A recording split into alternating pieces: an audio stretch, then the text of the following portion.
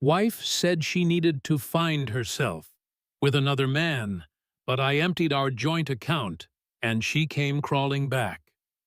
Hey everyone, thanks for tuning in to another story on this channel.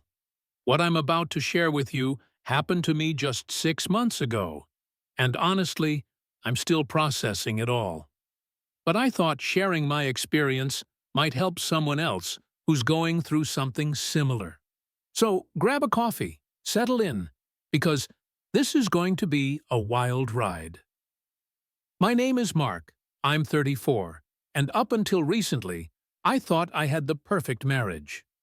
My wife Sarah and I had been together for 8 years, married for 5. We met in college, both studying business, and we seemed to have everything figured out. Good jobs, nice house in the suburbs, 2 cars, even started talking about kids. I genuinely thought we were happy. Sarah worked as a marketing coordinator at a mid-sized tech company, and I'm a financial advisor at a pretty successful firm. Between the two of us, we were doing well financially. We had joint accounts, shared everything, made decisions together, or so I thought. Looking back now, I realize I was probably more invested in us than she was. The first red flag should have been when she started working late more often. Not just once or twice a week, but almost every night. She'd come home around 9 or 10 p.m., claiming the company was going through a major restructuring, and everyone had to put in extra hours. Being in finance myself, I understood work pressure, so I didn't question it too much at first. Then came the business trips. Suddenly, Sarah's job required her to travel to conferences and client meetings almost every other weekend. Again, I trusted her completely. We'd been together for so long, the thought of her cheating never even crossed my mind. I actually felt proud that her career was taking off. But things started feeling off around 3 months ago. Sarah became distant, almost cold. Our conversations became surface level, just logistics about bills, groceries, who's picking up dry cleaning. The intimacy disappeared entirely. When I tried to bring it up, she'd say she was just stressed about work and needed space. The breaking point came on a Tuesday evening in March. I'll never forget it.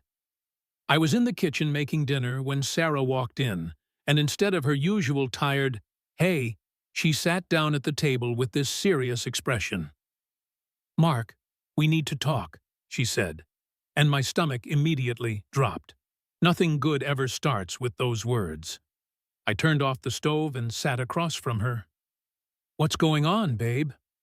Sarah took a deep breath and said the words that changed everything.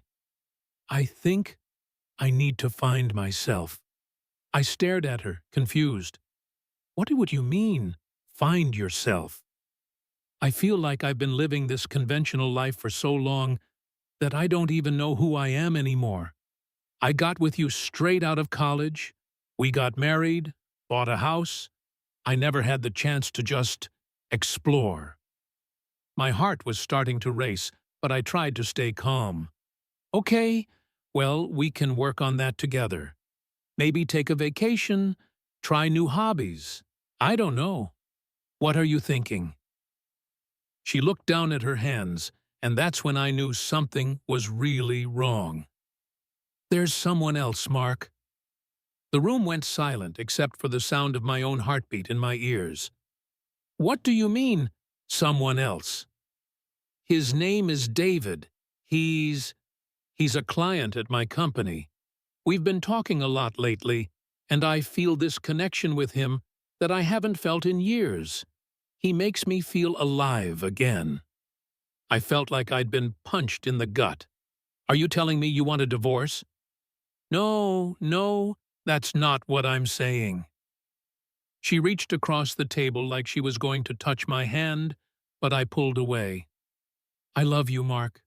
I love our life together, but I also have these feelings for David, and I think I need to explore them to figure out who I really am." I couldn't believe what I was hearing. You're talking about cheating on me. I'm talking about being honest with you instead of going behind your back. David and I haven't done anything physical yet, but the emotional connection is there. I think if I could just explore this for a while, get it out of my system, then I could come back to our marriage with a clearer head. The audacity was breathtaking. She wanted my permission to have an affair. "So you want an open marriage," I said flatly. "Just temporarily, just until I figure things out." I stood up from the table. I needed to move, to do something with the rage that was building inside me. "How long has this been going on, Sarah?" "The feelings? Maybe 2 months. But like I said, we haven't— 2 months."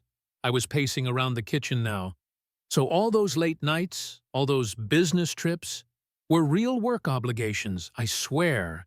David and I have only talked." "Right. And you expect me to believe that?" "Mark, please. I'm trying to be honest with you here. I could have just cheated, but I didn't. I'm asking for your understanding." I stopped pacing and looked at her. Really looked at her.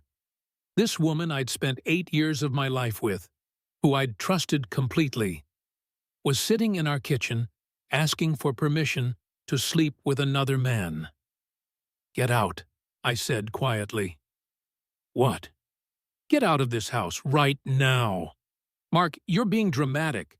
Can't we just talk about this like adults?" "Like adults?" I laughed, but there was no humor in it. "You want to talk like adults? Fine. You want to find yourself? Go find yourself. But you're not doing it while living in my house, eating my food, and spending my money." "Our house, our money," she corrected. "We'll see about that." Sarah left that night to stay with her sister, promising to call me in a few days when I'd calmed down and could think rationally. She actually had the nerve to act like I was the unreasonable one. That night, I didn't sleep at all. I sat in my home office going through every financial document we had. Joint bank accounts, credit cards, investment portfolios, the mortgage, everything. And I started making a plan. You see, being a financial advisor has its advantages. I know exactly how money works, how accounts work, and most importantly, how to protect assets. The next morning, I called my lawyer.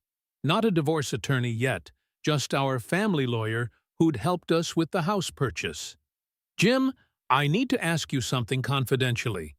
If someone wanted to remove money from a joint account, what would be the legal implications?" After a long conversation about marital assets and legal protections, I learned that technically, either party in a joint account has the right to withdraw funds, though it could be contested later in divorce proceedings. But here's the thing. We weren't divorced yet, and Sarah had essentially abandoned the marital home. I spent the next week carefully documenting everything. I took photos of the house, our belongings, screenshots of our financial accounts. I gathered evidence of her frequent absences, her claims about work trips. I even called her office and found out that while there had been some late projects, there were no business trips to the cities she'd claimed to visit. The lies were deeper than I'd thought. A week after Sarah left, she called me. "Mark, I've been thinking a lot, and I really believe this could be good for us. David and I have been spending time together, and it's helping me understand what I really want." "And what's that, Sarah?" "I want both. I want to explore this connection with David, but I also want to preserve what we have. I think if you give me 6 months to figure this out, I'll come back to you a better wife." 6 months. She wanted 6 months to cheat on me and then come back like nothing happened. "Sarah, let me ask you something. How exactly do you think this works financially while you're off finding yourself?" "What do you mean?" "I mean, do you expect me to pay all the bills, the mortgage, everything, while you're playing house with David?" Well, we're still married. Our accounts are still joint. I figured we'd split expenses like we always have. That's when I knew she still didn't get it. She thought I was just going to sit there like a good little husband, funding her affair. Actually, Sarah, I need to tell you something. I've been doing some thinking, too. Oh, good. I was hoping you'd come around. I've decided that if you want to find yourself, you should do it completely independently. So I've removed my income from our joint accounts. Silence on the other end. What do you mean, removed your income? I mean, I opened new accounts in my name only, and my paycheck now goes there. I've also moved our savings into a separate account.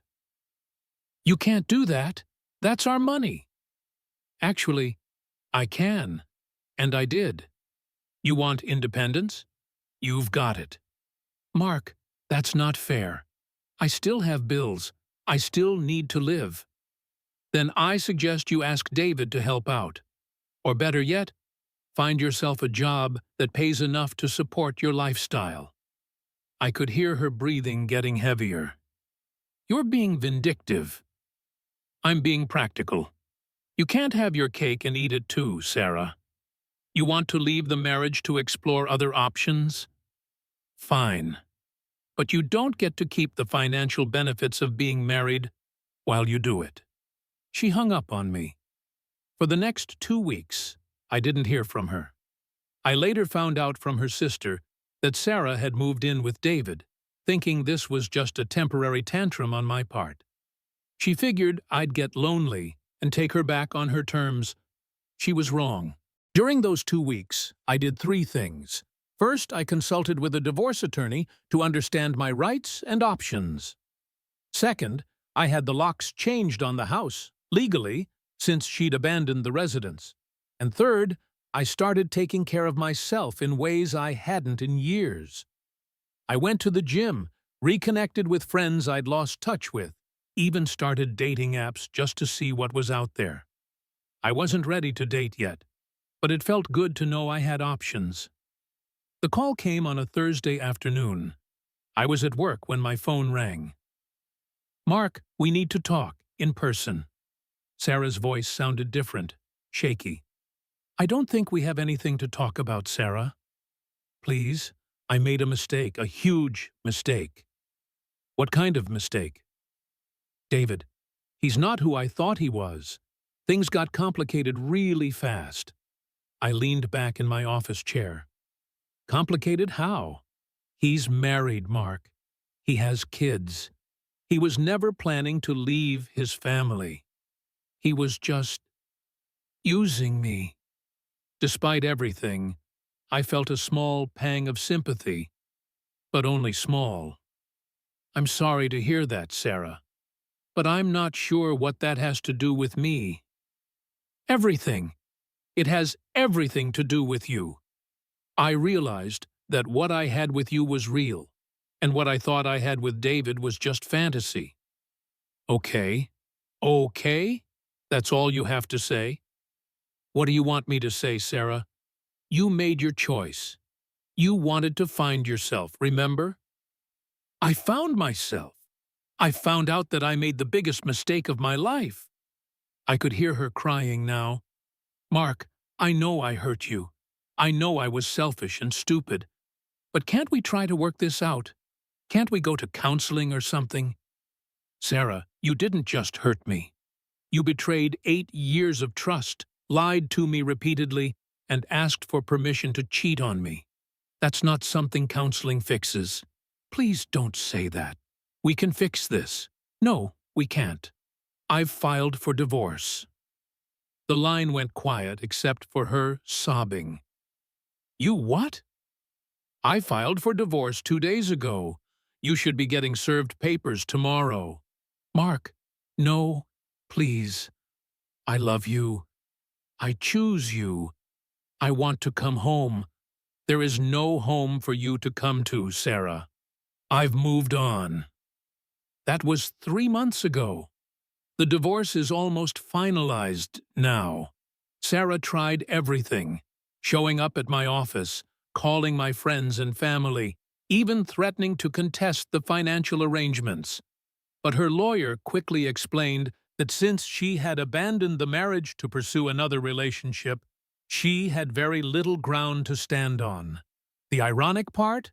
David dumped her as soon as his wife found out about the affair. Apparently, Sarah wasn't as discreet as she thought, and David's wife discovered their text messages. Sarah not only lost me, she lost him too, and ended up completely alone.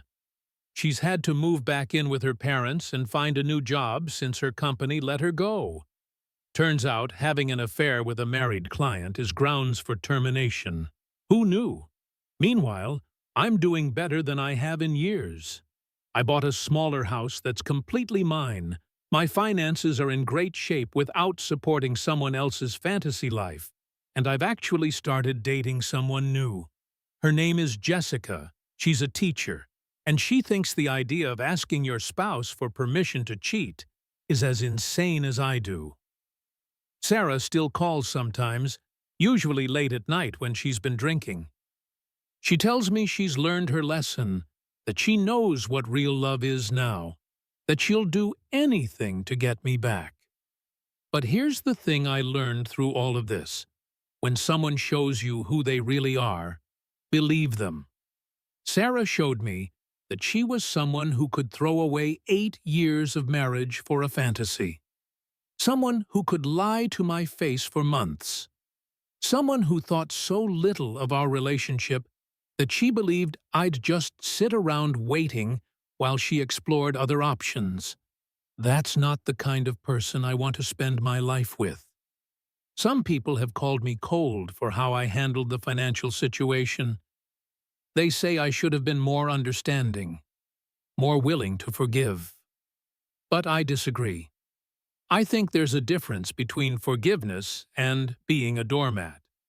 I can forgive Sarah for the pain she caused me, but that doesn't mean I have to accept her back into my life. Actions have consequences. Sarah made her choice when she decided our marriage was disposable. The fact that her choice didn't work out the way she planned doesn't make me responsible for fixing her life. If there's one thing I want people to take away from my story, it's this: know your worth. Don't let anyone convince you that you should accept disrespect in the name of love. Real love doesn't ask you to share it with someone else. Real love doesn't abandon you to find itself. And if someone does choose to leave you, don't make it easy for them to come back when their other options don't work out. You deserve better than being someone's backup plan. Thanks for listening to my story. I hope it helps someone out there who might be going through something similar.